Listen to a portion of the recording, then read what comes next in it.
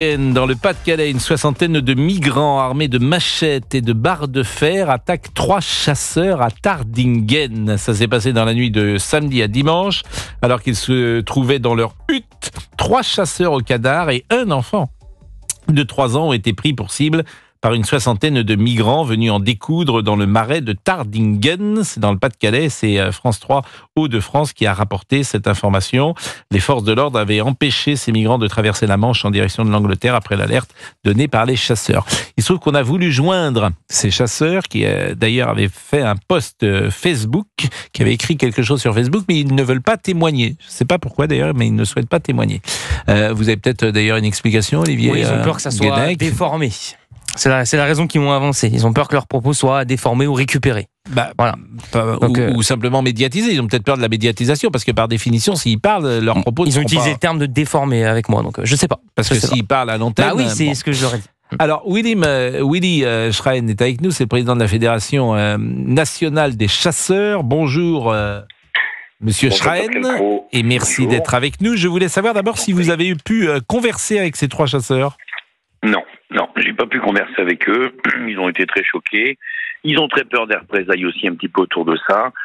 Vous savez, c'est compliqué avec tous ces migrants, toutes ces associations locales qui font des pressions. Bon, le rôle que jouent les chasseurs, qui sont la nuit le long de cette côte, dans ces huttes de chasse et qui travaillent main dans la main avec des forces de l'ordre qui font un travail extraordinaire, mais qui sont en effet qui sont numériquement beaucoup trop peu nombreux pour pouvoir résoudre un problème aussi complexe, sont des gens qui ont dit non, mais on veut pas parler de rien. J'ai plusieurs personnes qui les connaissent bien et je les ai pas embêtés. Ils ont dit nous on veut surtout, ils ont été très choqués, ils veulent rester en dehors de tout ça. Mais comment vont-ils? Parce que c'est pas rien quand même d'être attaqué par... D'abord, quelle est la motivation de ces migrants? Alors là, les migrants, ce qui s'est passé en quelques mots et très rapidement, le bateau est intercepté sur la plage, l'alerte est donnée, c'est le 8e dans la nuit, en l'espace de 4 heures. Il y en a un qui passe à travers, vous avez vu le résultat, il y a 8 morts, il s'est ouvert en 2 sur les rochers d'Ambleteuse.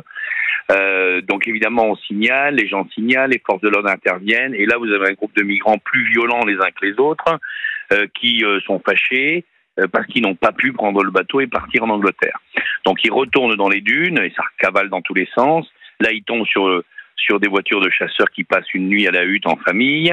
Ils commencent par démonter tout ça, les pare-brises, les tôles, barres de fer, battes de baseball. Mais pourquoi il n'y a pas de... Pourquoi c'est contre ces chasseurs? Mais parce que vous savez, c'est pas parce qu'on est migrant qu'il n'y a pas des gens violents. Il y a toutes sortes de gens, les migrants. Il n'y a pas que des... Donc c'est de la violence gratuite. Mais c'est de la C'était pas désigné contre ces chasseurs. Ça aurait pu être 3 personnes, 3... Mais Pascal Praud, ce qui s'est passé cette nuit-là, mais ça se passe toutes les nuits. C'est parce que c'est pas médiatisé.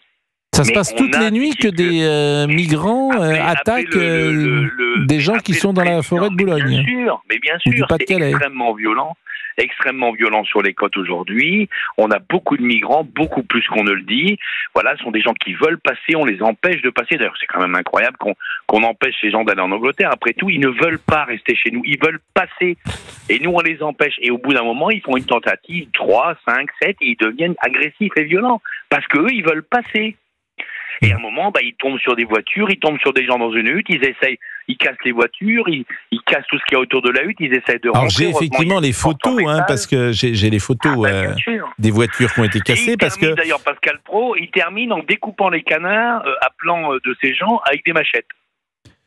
Oui, alors j'ai effectivement, moi, les photos qui ont été mises sur cette page Facebook dont je vous parlais. La page Facebook, elle est signée Sauvagnier du Boulonnais.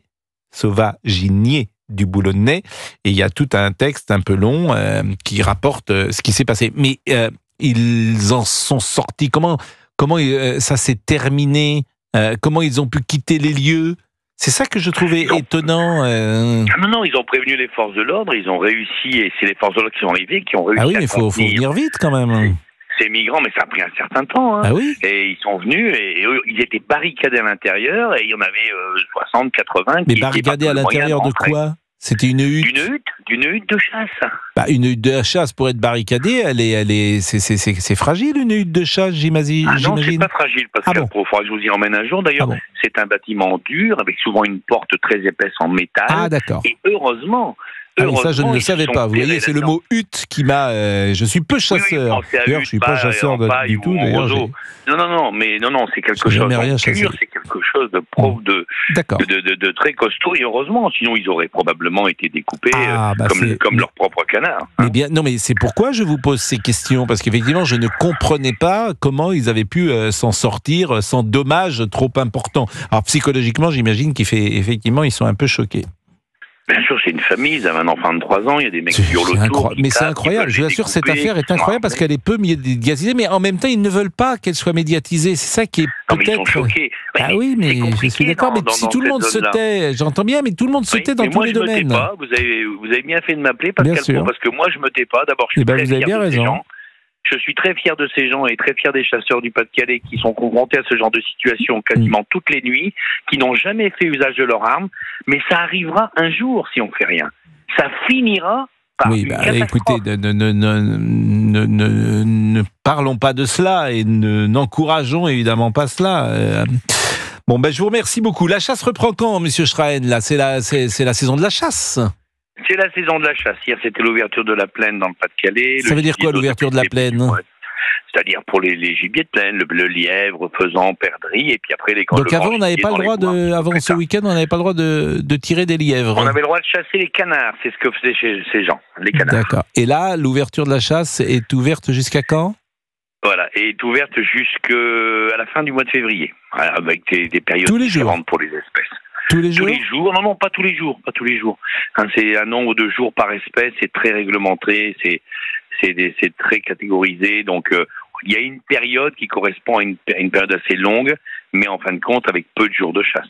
Qui a chassé autour de cette table, Géraldine? Est-ce qu'un jour vous avez chassé? Non, jamais. Moi, jamais j'ai chassé. C'est pas trop mon truc. Monsieur Laurent Tessier, est-ce qu'un jour vous êtes allé à la chasse? Ah, jamais. Mais pourquoi pas une fois? On pourrait aller avec Monsieur Schraen. À quelle heure c'est, par exemple? Il faut se lever très tôt, je crois, pour aller à la chasse. Non, pas spécialement. Il y a toutes les heures. Si vous voulez que je vous fasse découvrir, bien évidemment, un de ces jours la chasse, ce sera avec plaisir et je m'adapterai à vos horaires, Pascal. Bien évidemment. Pour chasser le lièvre, par exemple. Alors, vous mangez le lièvre que vous tirez après? Oui, c'est absolument délicieux. Hier, j'ai fait l'ouverture de la chasse. J'ai tué quelques pigeons. Je les ai plumés déjà ce matin de bonne heure.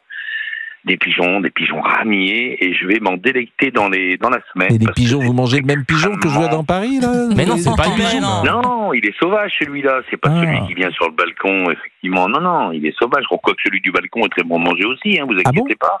Celui du balcon, là, on pourrait le manger, comme vous dites, le pigeon du balcon. Il le mange, rassurez-vous, il y en a plein qui le mangent, celui du balcon. Bon, parce que j'étais à Montparnasse ce week-end, il y avait plein de pigeons dans... Vous auriez pu remplir votre frigo. Exactement. Vous avez déjà chassé, vous, monsieur Fabrice Lafitte? Jamais, mais je veux bien venir juste pour la pause casse-croûte après. Ah bah oui, d'accord. C'est sympa, des belles troisième mi-temps aussi, comme dans tous les milieux, les gens sont heureux dans leur passion. Olivier Guénec, non plus? Non, je vous ai déjà dit, moi, c'est que la pêche et les crustacés que j'ai pêché. Je vous l'ai dit. Oui, mais bon. Très sympa. Non, mais vous avez raison. Et monsieur Omar Non plus, pas de pêche ni de chasse. Bon. Écoutez, merci.